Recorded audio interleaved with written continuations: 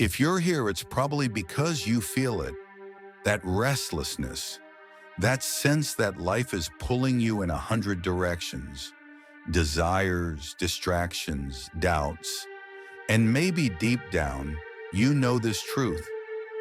You are not as in control of yourself as you wish you were. You're not the only one. Every human being has fought this same battle. 2,000 years ago, the philosophers of ancient Greece and Rome, Marcus Aurelius, Epictetus, Plato, they sat with the same struggles you and I face today. They weren't writing from ivory towers. They were writing in the middle of life. Wars, temptations, betrayals, losses, and they left behind a kind of roadmap, a way to live with discipline, with meaning, and with peace. Let's walk through it together, slowly, because these words, they aren't just history, they are medicine. 1. The trap of desire. How many people today are free, yet still slaves, not to chains, not to masters, but to their own desires? Think about it. How often do you chase something, a person, a possession, a thrill, and as soon as you have it, the excitement fades? That new car, that quick hookup, that late night craving. It feels good in the moment. But then what? Emptiness. Desire is a fire that never stops burning.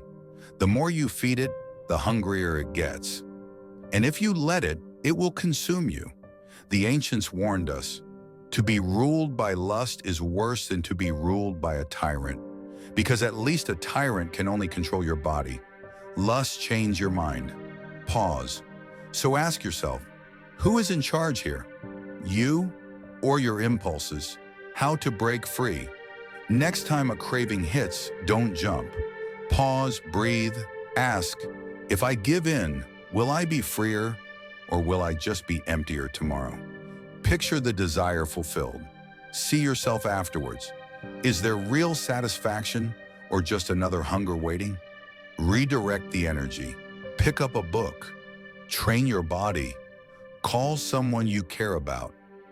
Do anything that builds you instead of drains you.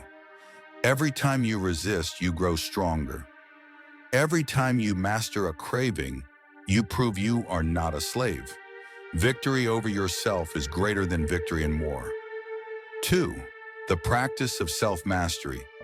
The philosophers said, the greatest conquest is the conquest of the self, not conquering nations, not conquering others, but conquering your anger, your fear, your lust. Think about it. Anyone can lash out when they're insulted. Anyone can collapse into temptation. But can you stay steady? Can you hold the line when your emotions try to drag you? That's strength. Self-mastery doesn't mean rejecting joy. It means guiding it, like a rider guiding a wild horse, not killing the horse, but controlling it. How to practice it? In the morning, make a vow. Today, I will not be ruled by anger. Today, I will not be ruled by lust. Today, I will not be ruled by fear. Test yourself with small acts of control. Delay that snack. Don't answer that insult right away. Prove to yourself that you are in command. At night, reflect. Ask, where did I succeed? Where did I slip? How will I improve tomorrow? Each small victory matters. Each act of discipline builds a wall inside you, brick by brick. And one day you'll realize the storms outside don't shake you the way they used to. 3. The shortness of life. Here's something we hate to admit. Life is short. Yesterday you were a child, today you are grown, tomorrow you will be old, and soon you will be dust. Pause. Let that sink in. Most people live as if they'll be here forever. They waste years on distractions, on chasing things that rust, fade, or disappear. The philosophers reminded themselves of death every day, not to make life darker, but to make it sharper, to focus on what really matters. Death is not the enemy. wasted life is. How to live this truth. Each morning, remind yourself, I may not see tonight. Each evening, remind yourself, I may not see the morning. Stop postponing the important things. Don't say someday, say today. Look honestly at how you spend your hours. If most of it goes to empty distractions, cut them down. Replace them with things that build peace, wisdom, and strength.